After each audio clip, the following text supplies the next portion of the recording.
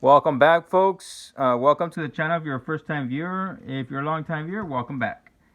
So, what we have here, we're featuring the 1984 Cobra Rattler. This is one of those iconic vehicles that as a kid, if you didn't have it, you wanted it. It was one of those cool, iconic vehicles for the G.I. Joe toy line.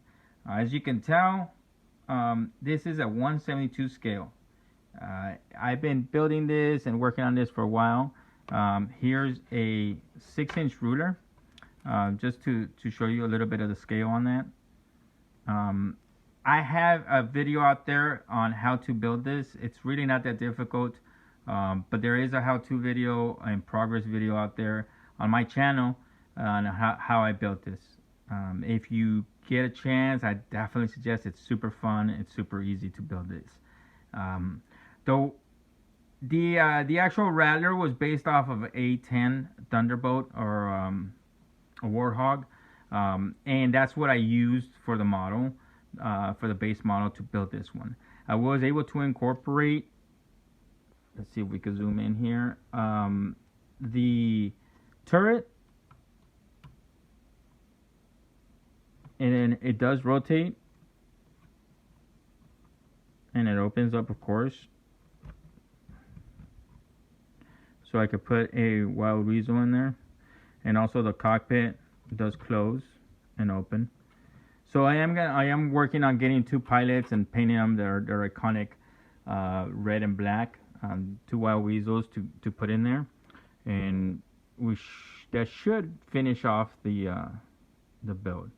Overall, I am working on a diorama. It's probably going to be about 6 feet by 5 feet.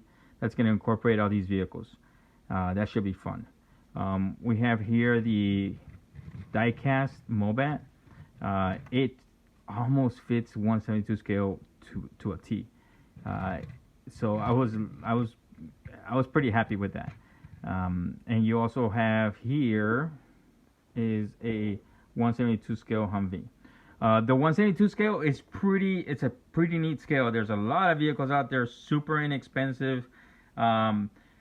With the classified GI Joe, the 1/12 scale, the 6-inch figures, and the 1/12 scale vehicles, the GI Joe line is starting to expand. I'm super glad to see that. I'm glad that they're still moving forward. And with those big vehicles, you can incorporate a lot of things, make them more into RCs. If you folks follow me, you know that I love making these things into RCs. Um, but I mean, I start kind of like running out of space. Those vehicles and those figures, it's a lot. So instead of kind of scaling up, I'm kind of scaling down on these projects. 1/72, it's a nice scale where it allows me to incorporate, as you can tell, the hinges, and the landing gear also moves, and we have that iconic vertical takeoff and landing that the Cobra Rattler incorporated into the A10 Thunderbolt. So that was super fun. It was really not that difficult to do that. And the landing gear it also retracts. So whichever way I want to display it, I can do that. Easily, you can incorporate some lighting kits on this. Maybe even some mechanical movement. There's a lot of space in here where you can work with. That's what's cool about the 1/72 scale. There's some 1/72 scale, correction, 1/64 scale and super nano RCs out there. They're starting to get a little bit cheaper, probably around the $100, $80 range. And so, you know me, I'll probably be incorporating some RC movement to the 1/72 scale and to the 1/72 diorama. GI Joe, back in the days, they came up with the whole scale truck and train set, Tyco truck and train set.